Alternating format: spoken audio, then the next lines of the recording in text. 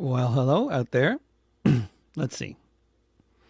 Oh, now we're live. Now we're actually live somewhere, I think, on one of those platforms. And good afternoon or good evening or good morning, depending on where in the world you are. It's early afternoon here in Portland and late afternoon in the East Coast and 9 p.m. in England and France and 10 p.m. Germany, and apparently I think 6 a.m. in at least some parts of Australia. And we are broadcasting on multiple platforms on Facebook and Twitter and YouTube and Twitch, among others. And feel free to share this with folks. I'll be on here for the next hour. And this is a thing I do fairly, somewhat predictably on the last Saturday of the month at 1 p.m. Pacific time if I'm not on tour, and like this month. And this is sort of kicking off a tour. I'm going to be touring all over England, Scotland, Ireland, and Germany, or at least parts of those places, from mid-October until late November. California as well. So if you happen to live in any of those places, I'd love to hear from you about a gig possibility if you want to organize something, or just to promote anything I'm doing and come to the shows and etc. It's all at davidrovics.com, among other places. And it's a crowdsourced affair. The tour, everything is these days. Yeah, so I just thought, with no further ado, I would. I know many of you might not be expecting this, but I'm just going to play some. I can see all your comments, by the way. And hello, Dust and Sanders, and feel free to say anything, questions, comments, anything. I'm happy to change the subject, but I have been finding that well, I'm a musician, and music is really good stuff. And a lot of people out there, if they are fans of my music, they might be more into politics than music, oftentimes, which is great. But music, for music's sake, is really good stuff, and it's also very therapeutic.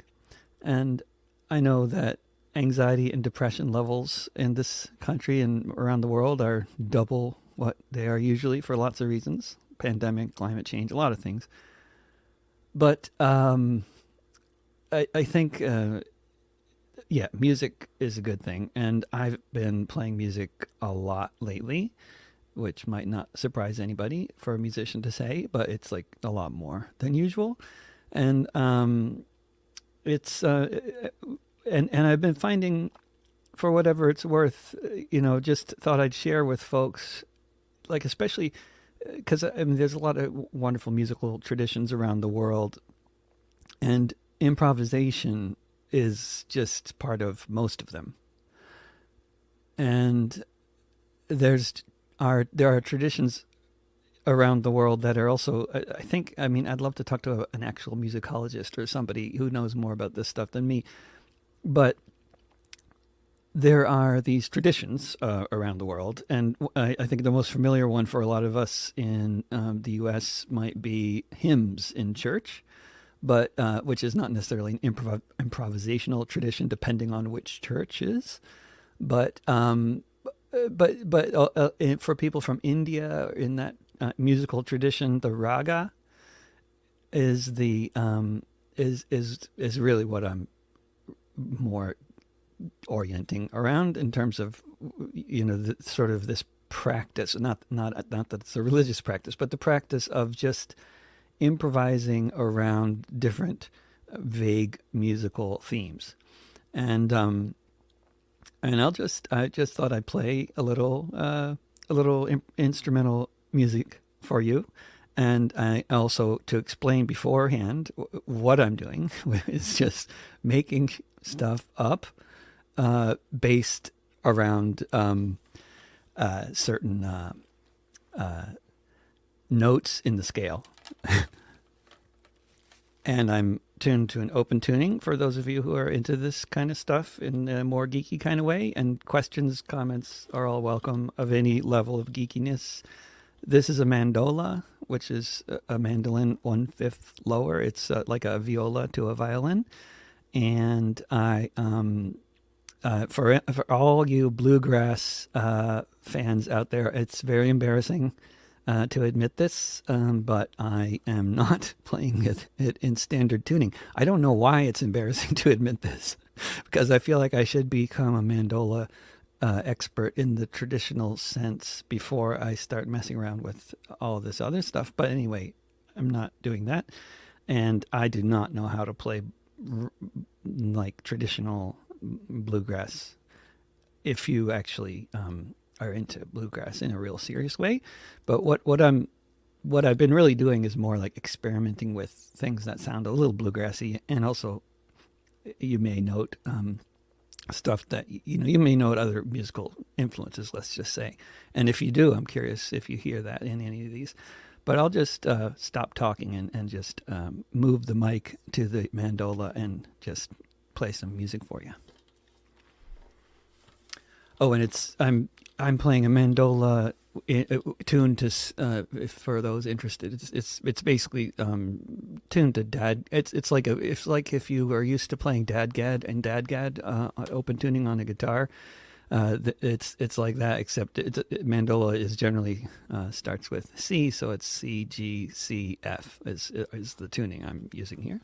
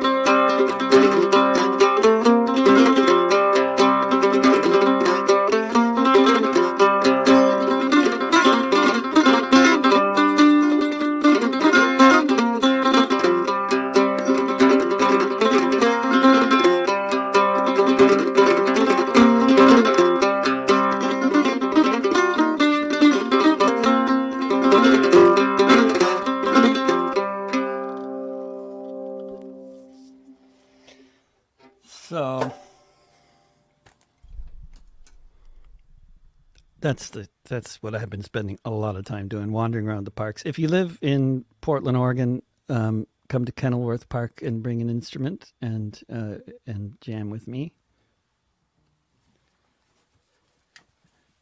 I go to Vistabrook Park a lot too on Thursdays, and I play better when I'm warmed up and not in the spotlight.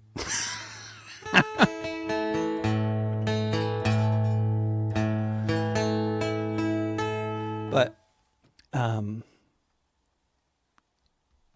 I had a wonderful tour in Denmark last month where everything is back to normal, and it was great. Looking forward to going to England in a few weeks, and Scotland, Germany, and Ireland. I don't know how back to normal things are in any of those places, but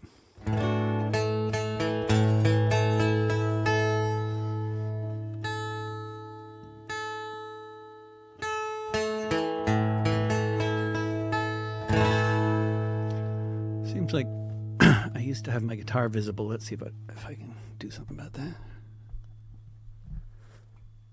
Let's see here.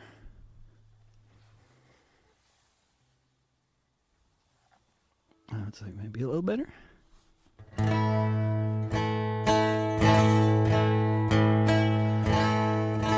So I take requests, but I start with this song. It has been a while since it got like really, really hot in Portland, as far as I know. But it got really hot last summer.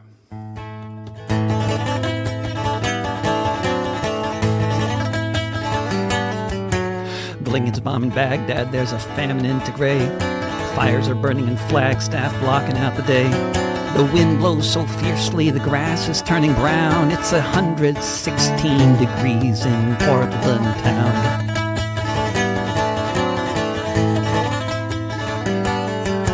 The prices of houses are rising like never before, along with ocean waters as the temperatures soar. The developers develop, water tables go down. It's 116 degrees in Portland town.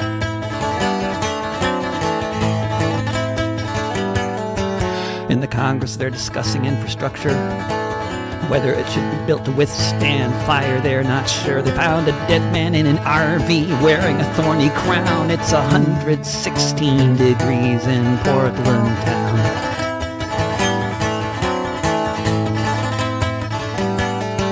Outside the motel, a man was flipping out. He called 911 to tell them about his need for mental health care, so they came and shot him down. It's 116 degrees in Portland town.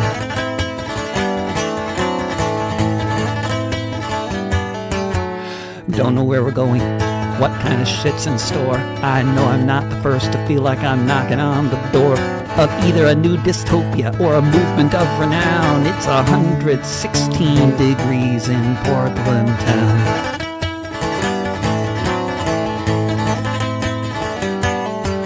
In the farms in the valley, they're out picking cherries, dropping dead on the field with a bucket of berries. A city of bridges, each one like a frown. It's 116 degrees in Portland town.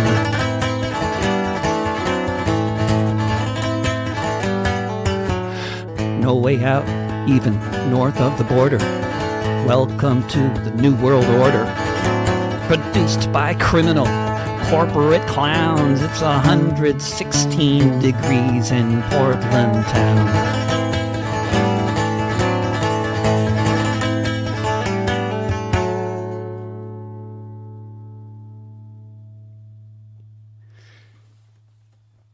Oh, Jeff Milne, that's a very good suggestion.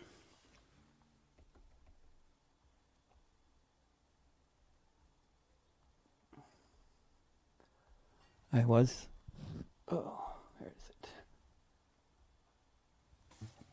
It was just in Denmark, as noted, and Denmark is very relevant today, after the day after these protests all over the world, climate related, and of course the COP26 is coming up. I will be in Scotland for that. I'm very much looking forward to it, and seeing what kind of trouble I can get into there, and very relevant and notable that the first industrial scale windmill ever built was built by a collective effort of folks who were part of a movement, a school system movement based out of Ulfborg, Denmark, called Tvind, and I wrote a song about it. And I guess if anything sounded really bad, people might have said something already. But if it does, if I can change things with volume, whatever, distortion, tone, just let me know, okay? It was in the 1970s. The fuel crisis had begun. The choices were presented to us as if we had none. Leaders of industry said they could solve the problem by mastering the power of the radioactive atom.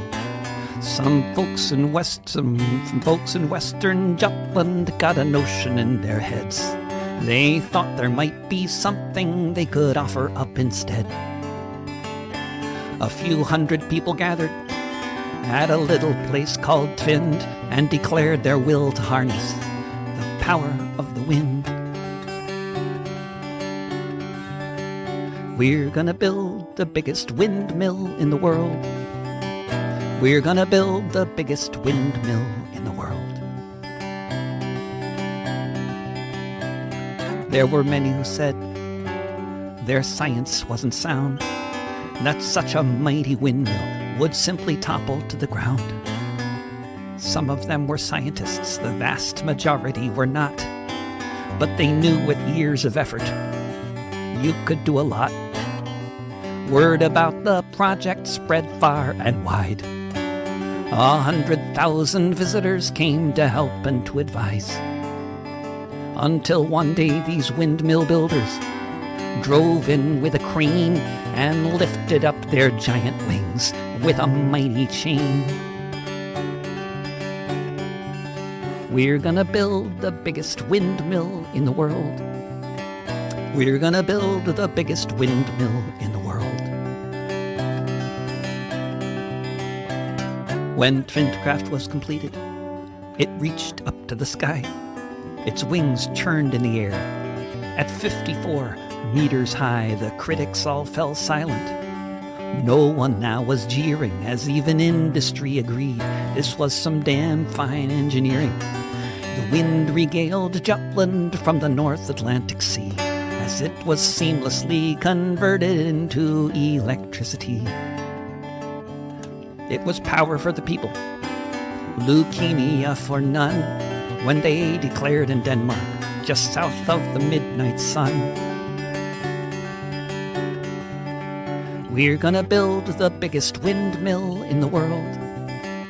We're gonna build the biggest windmill in the world. They gave away the patents. They said knowledge should be free. And their plans were copied by a newborn industry. Soon Denmark would be known as a windmill building nation, and it all started with some hippies at the Twincraft power station. Debates were held in Parliament about which way things should go. Build a nuclear reactor, the majority said no. It could have gone quite differently. In much of the world it did, except for those in Ulfborg who said we're getting off the grid. We're gonna build the biggest windmill in the world. We're gonna build the biggest windmill in the world. We're gonna build the biggest windmill in the world. We're gonna build the biggest windmill in the world.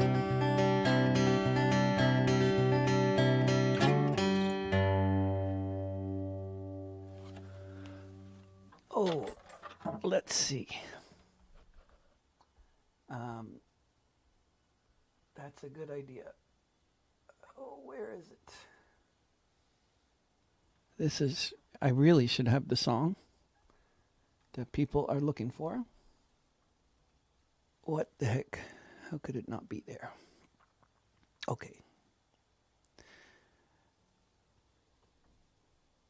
This is live internet, folks.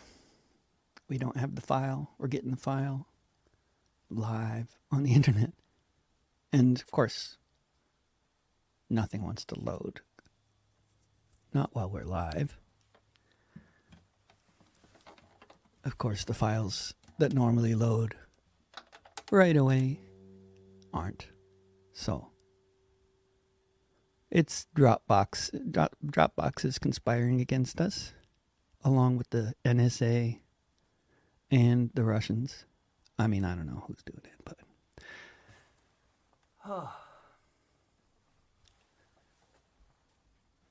why Battle of Blair Mountain is not in this, I don't know, but we'll have to get back to that if Dropbox decides to load.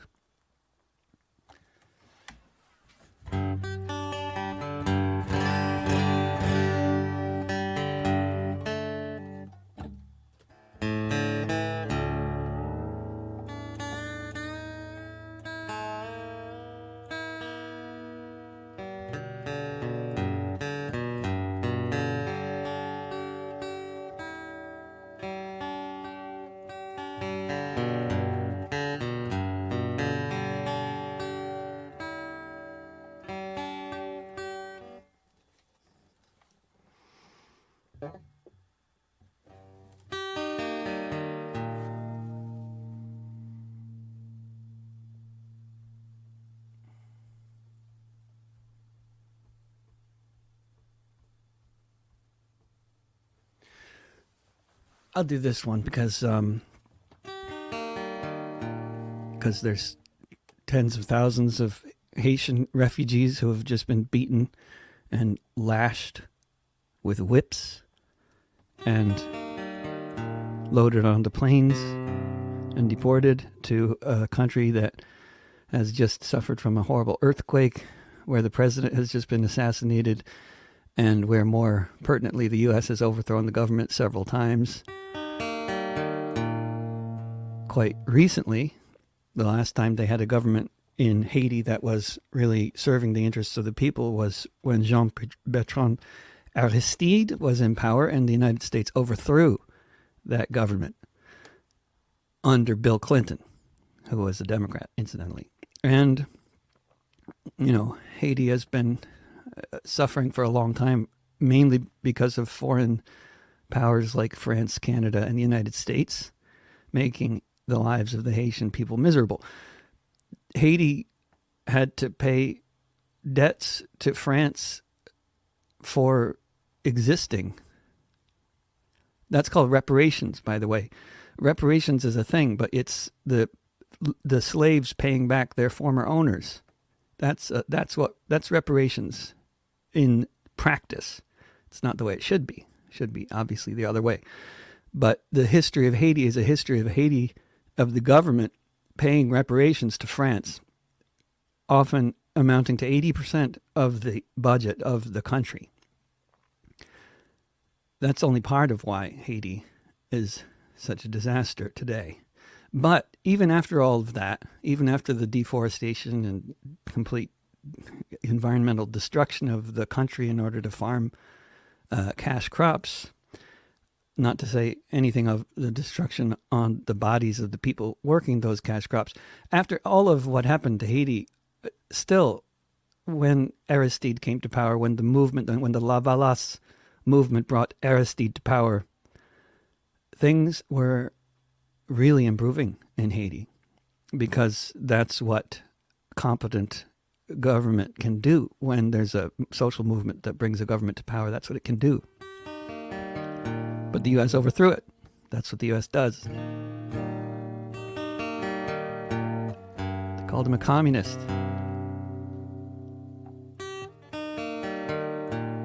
And now the descendant of Bill Clinton, Joe Biden, same number of syllables, interestingly.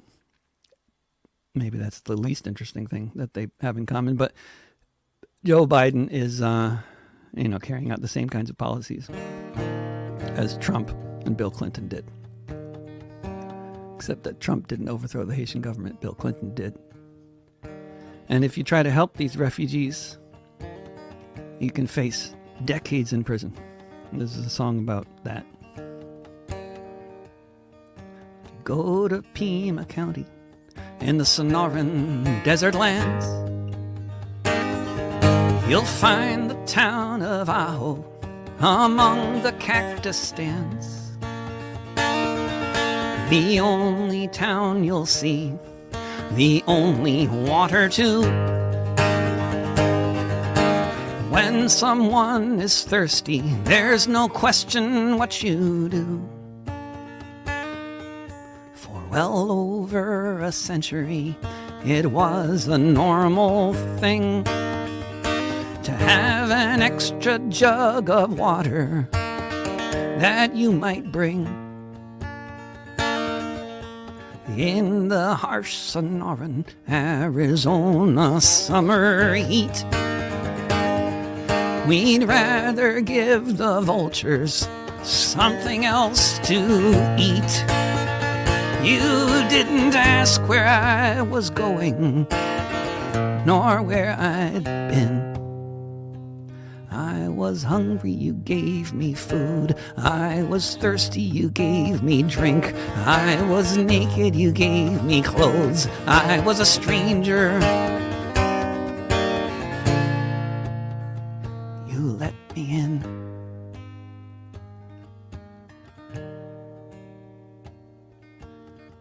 I have this book here, a story I learned well. I always thought I understood the tale that it tells. It's spelled out very clearly in Matthew 25.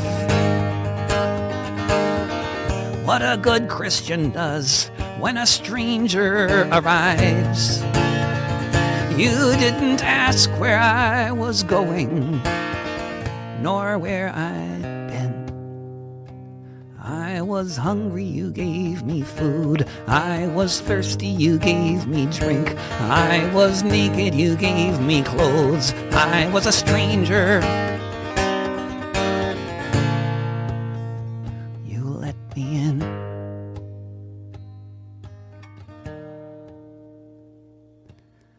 Now there's a crackdown with life and death on trial.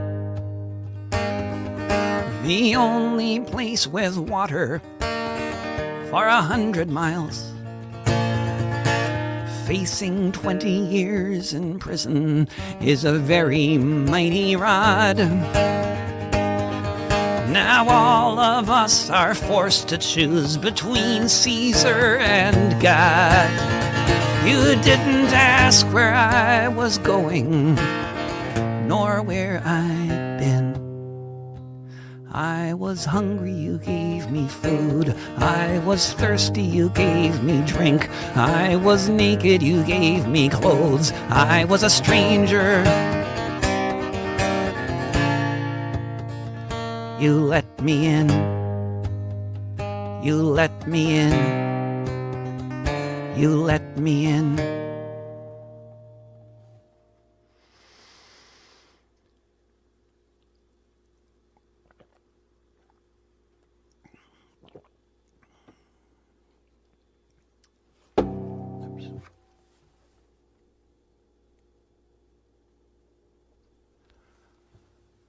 Yeah. They say Black Lives Matter. Joe Biden says that.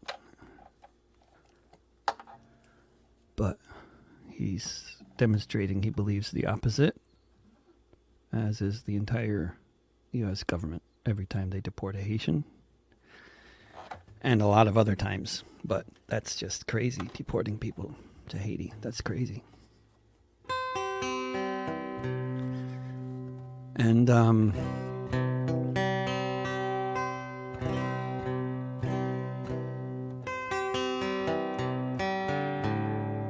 a lot of things are crazy. We're going to be having lots more climate refugees. Not to mention the economic ones. And the political ones. They tend to go together.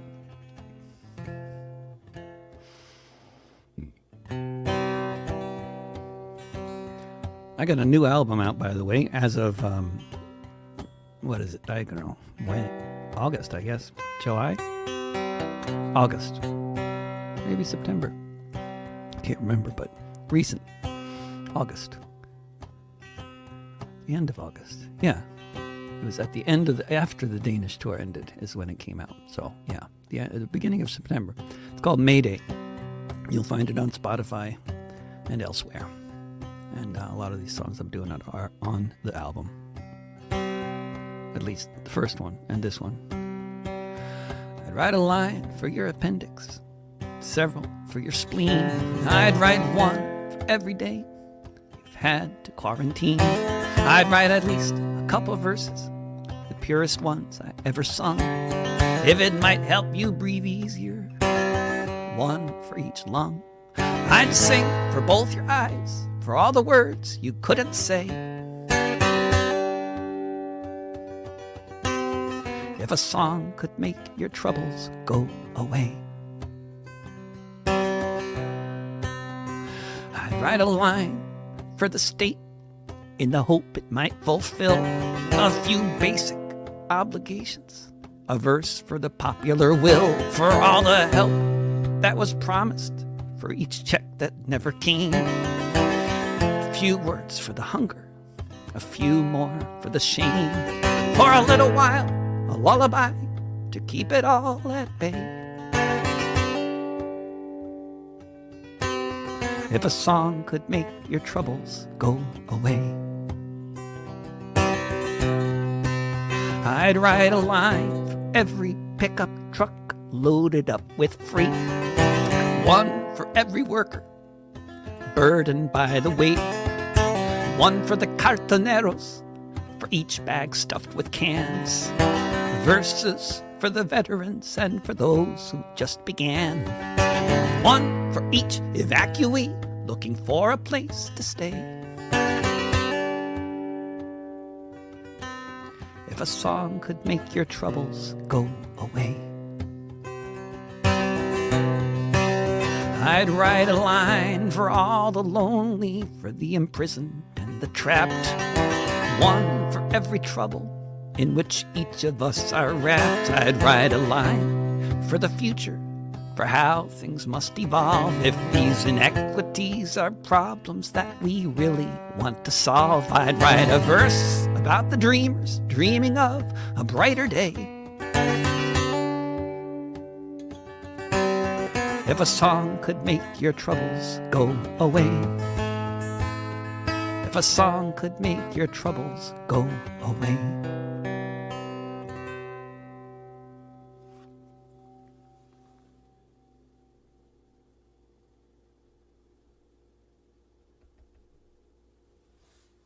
Well, I've seen these requests for Viva la Quinta Brigada, which I love that song, but I never learned it. Wow, it's a wordy song, that one. I love that song, though.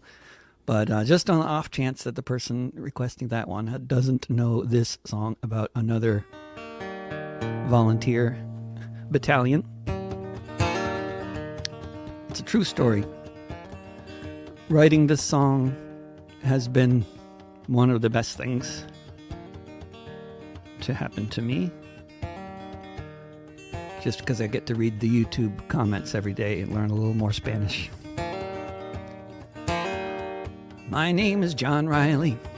I'll have your ear only a while. I left my dear home in Ireland. It was death, starvation, or exile. When I got to America, it was my duty to go, enter the army and slog across Texas to join in the war against Mexico.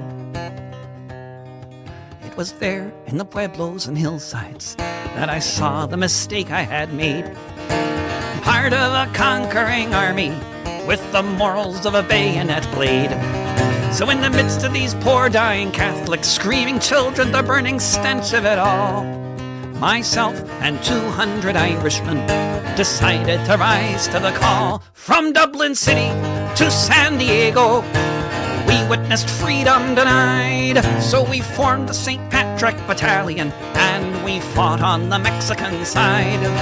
We formed the St. Patrick Battalion and we fought on the Mexican side. We marched neath the green flag of St. Patrick, emblazoned with Erin Goldbra, bright with the harp and the shamrock, and Libertad para la Republica. Just 50 years after Wolfe Tone, 5,000 miles away, the Yanks called us a legion of strangers, and they can talk as they may. But from Dublin City to San Diego, we witnessed freedom denied. So we formed the St. Patrick Battalion and we fought on the Mexican side. We formed the St. Patrick Battalion and we fought on the Mexican side.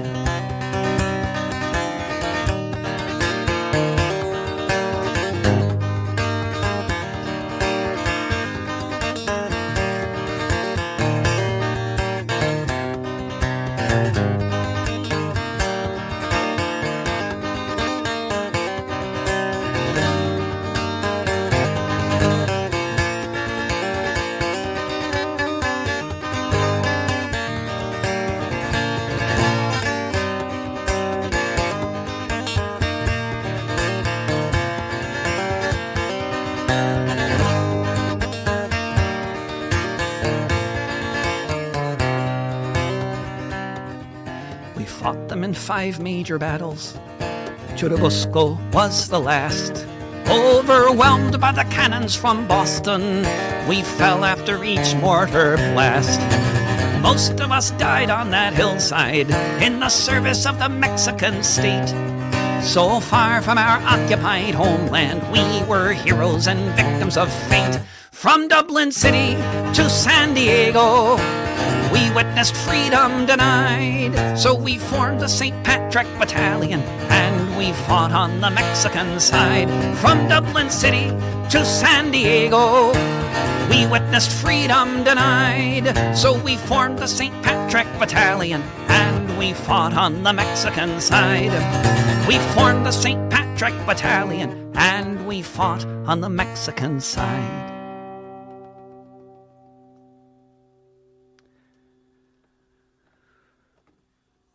Yeah. Good. Yes. In occupied Mexico, otherwise known as Los Angeles.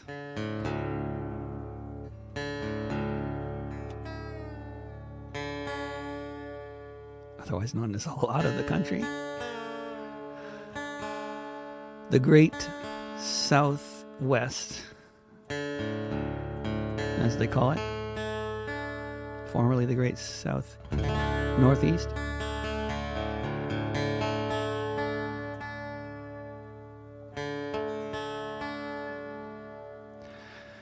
Sorry not to get to all these different requests, but the one that was just requested, I need to do that now. Randomly enough.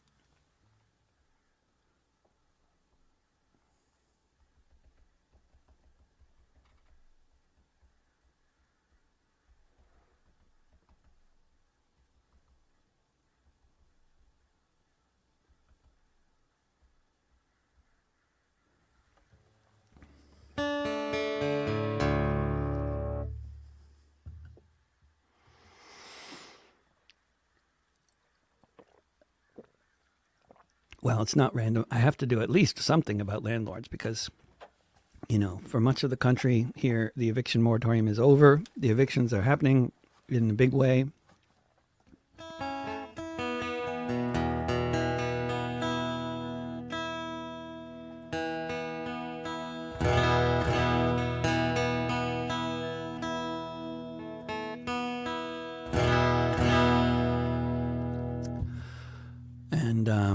Yeah, there's like all this money in the pipeline, but it's not getting to renters or landlords. A lot of them you haven't even heard that it exists. And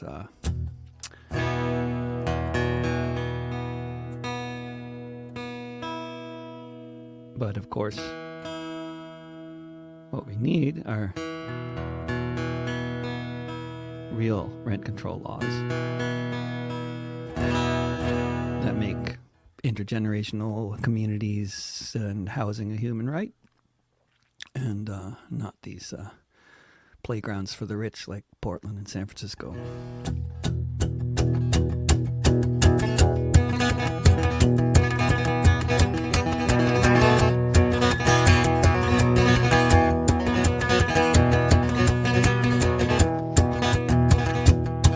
The patroons came from Holland to America, became landlords where none had been before. Soon one man owned 500,000 acres on both sides of the Hudson River shore. He invited families to move in and give him 30% of everything they grew every year. This is how they pay the rent. His name was Van Rensselaer. He became one of the richest men on earth. In today's terms, $90 billion is how much he'd be worth. All this for doing nothing but saying all of this was his. I have the power of the state behind me, and I'm in the landlord biz. After 200 years of this and one revolution, another Van Rensselaer had another son, and this Rensselaer was greedier. His ancestors dead and past. It was the 1840s, and things were changing fast. It was the strike that broke the back. The bottle was uncorked. They started organizing meetings, the tenant farmers of New York. They found the strength of numbers. They found the power of suggestion. They found each other asking the same question. Who gave you the right to be a landlord? To live a life of ease while others toil? Who gave you the right to be a rich man while the rest of us pay you so we can work this soil? They vowed they would stop the rent collection. They vowed they'd bring this madness to an end. And when one blew the tin horn of distress, they soon found they had 1,000 friends dressed in calico skirts with masks upon their faces, on horseback, armed with knives and guns. They chanted and they yelled, they kept their farms, and they kept the sheriffs on the run. They asked, who gave you the right to be a landlord? To live a life of ease while others toil? Who gave you the right to be a rich man while the rest of us pay you so we can work this soil?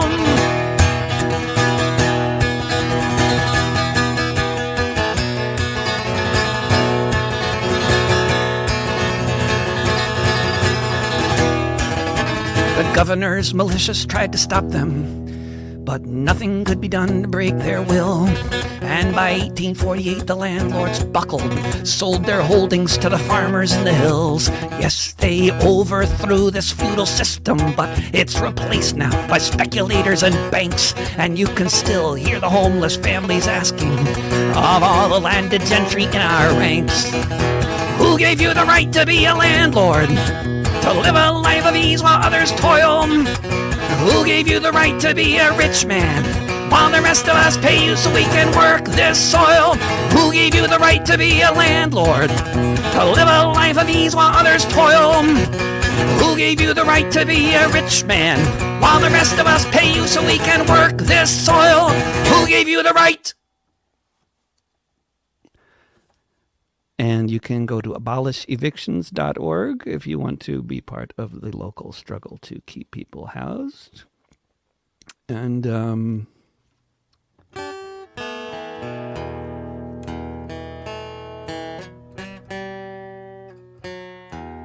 let's see here.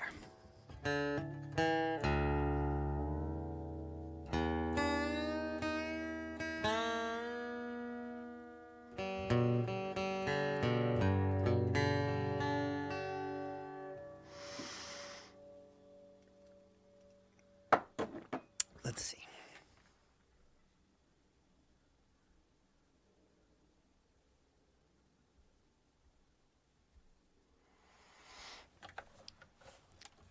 The Biden administration is, of course, still, as was Obama and Trump, still trying to deport,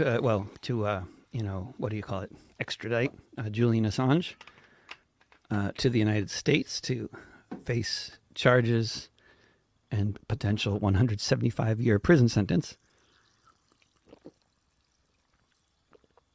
And what he's guilty of in their eyes is journalism. And that is what they want to criminalize: real, effective journalism, whistleblowing, and facilitating whistleblowing, real journalism.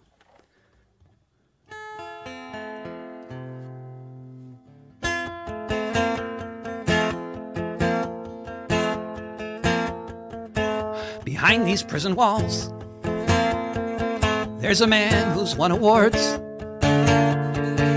for the work that he has done and all that it affords, such as the knowledge of the horrors committed in our name.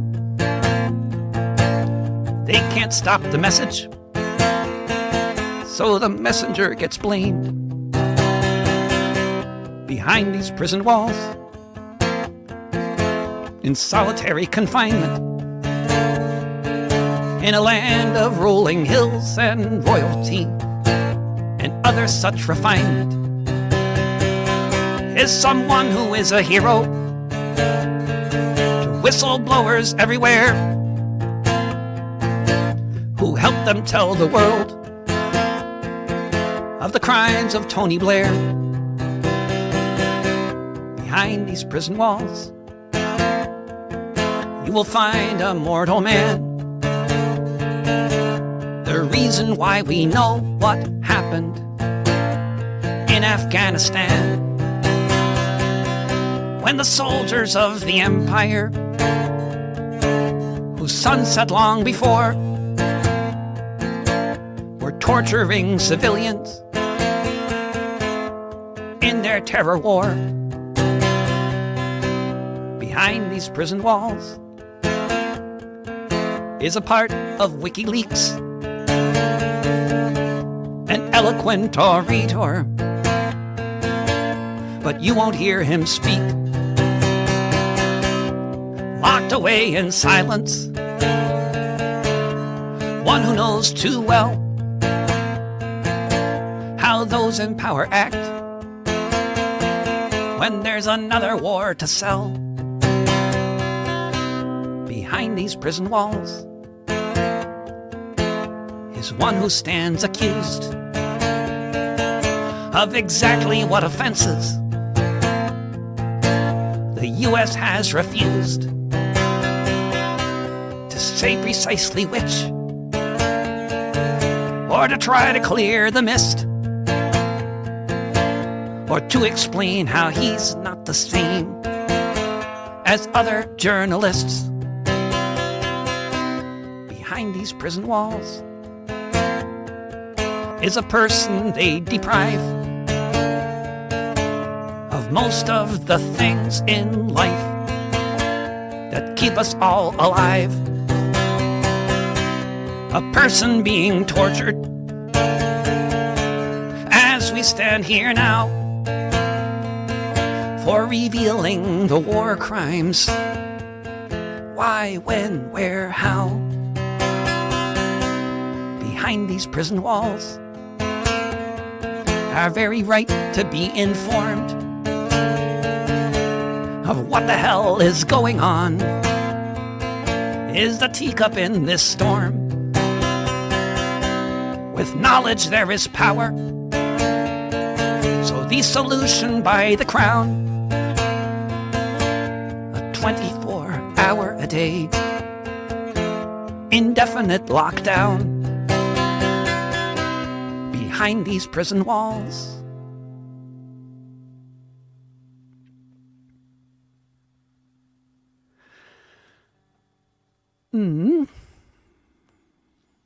And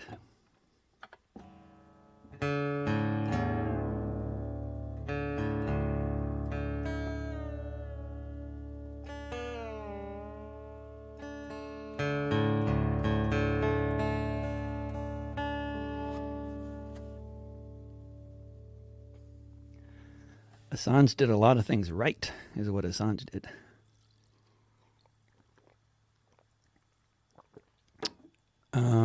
Let's see. That's why he's in prison. Let's see what I was going to do. This.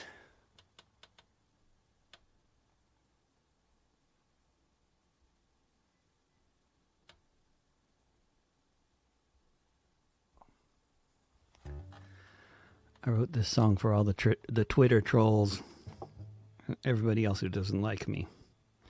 And also, but it's really more about a lot of other things.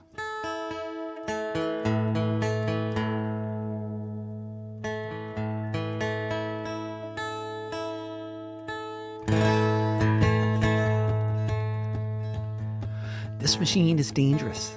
It communicates. It can carry memes that can destabilize a state. It can carry rumors, whether true or not. It can sow discord like an agent or a bot. It can bring people together. It can unify, or it can spread half-truths and lies. This machine is dangerous. It can light a fire. There may be no limit to what it can inspire. Bring a person to the edge of sanity and back. It can mobilize a mob to attack. It can fire ammunition with each swing of a pick, faster than Jackie Chan can kick.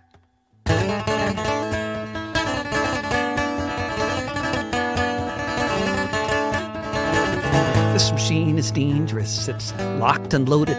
Each string is a grenade that hasn't yet exploded because it exists here in the world on the net.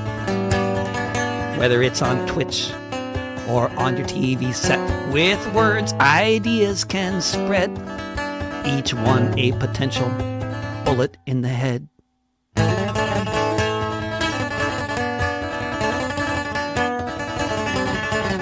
This machine is dangerous. It can make you dance.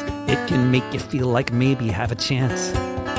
It can sell a brand of ketchup. It can save your soul.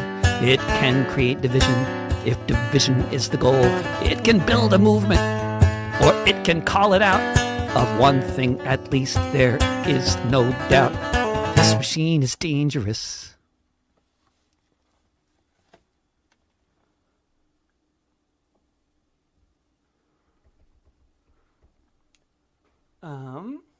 Let's see.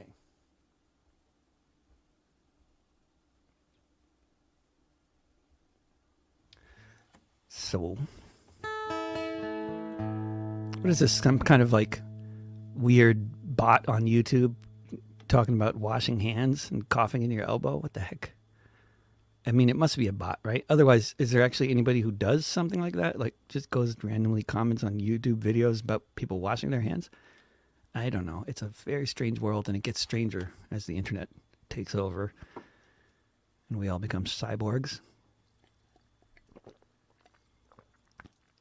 Well, I am glad that you could join me for the hour. I will be back someday in the not too distant future, I'm sure, on the internet. Probably not next month because I'll be on tour. Oh, and speaking of that, I'll be on tour. If you're in England, Scotland, Ireland, or Germany, I'm going to be there.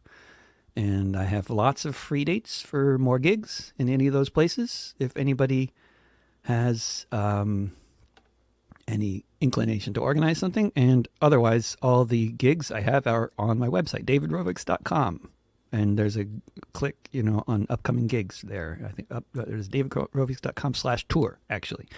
And all my gigs are there. And if I have anybody coming to the gigs, it's going to be because you tell your friends in places like London, Belfast, Berlin, Munich, Liverpool, Birmingham, Edinburgh. If you know people in those towns, please tell them that I'm playing in those towns. And then I might have an audience, and that would be really nice for a lot of different reasons.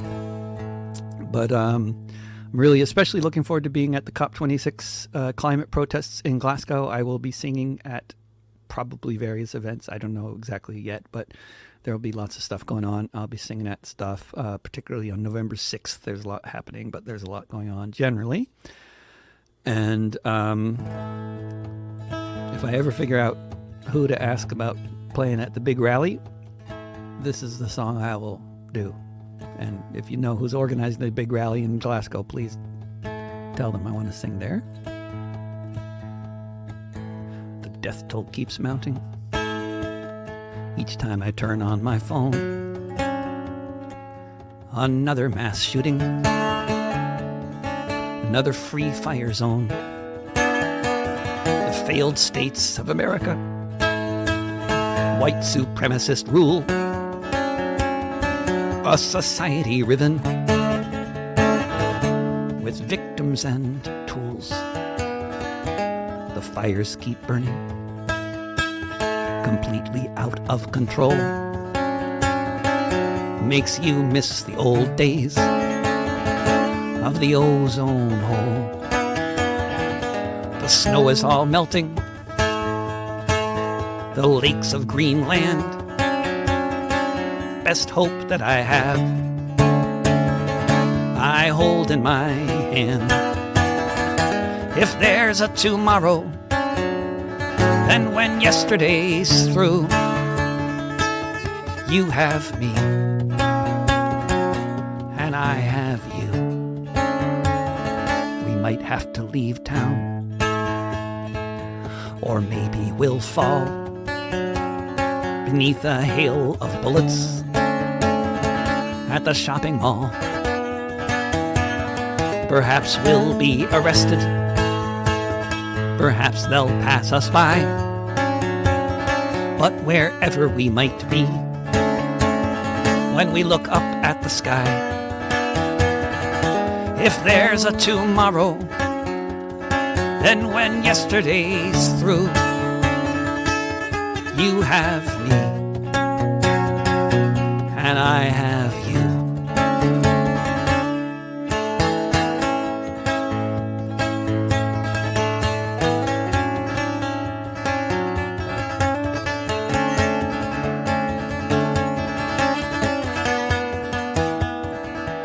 They can call it natural, made by humankind. We'd like it to be different, but this is the place we find, the one we inherit, the one we're in now. Whatever might come of the future, why, when, how? If there's a tomorrow, then when yesterday's through, you have me, and I have you. If there's a tomorrow, then when yesterday's through, you have me, and I have you. I have you.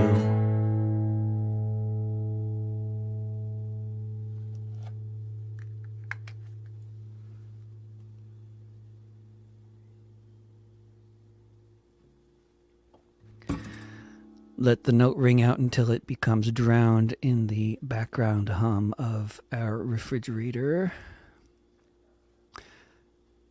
Do you hear that? I hear it all the time, whenever it's on. And when it goes off, I relax. That's your little comment on the state of my mental health for the day. Thank you for joining me. I will see you if you live in England, Scotland, Germany, or Ireland. I hope I will see you in the next few weeks. If you live in Portland, Oregon, drop by somewhere and say hi. Come to Kenilworth Park. I'm often there with my kids playing the Mandola and Vista Brook Park. I advertise my whereabouts because that's how it is, You can easily come find me at any of my gigs if you want to assassinate me. So, you can do it in the park. You can do it at a gig, whatever. Hope to see you, especially if you don't want to assassinate me. And have a good one. Keep on keeping on. And don't let pandemonium and climate change and capitalism get you down unless you're already dead. Take care, guys.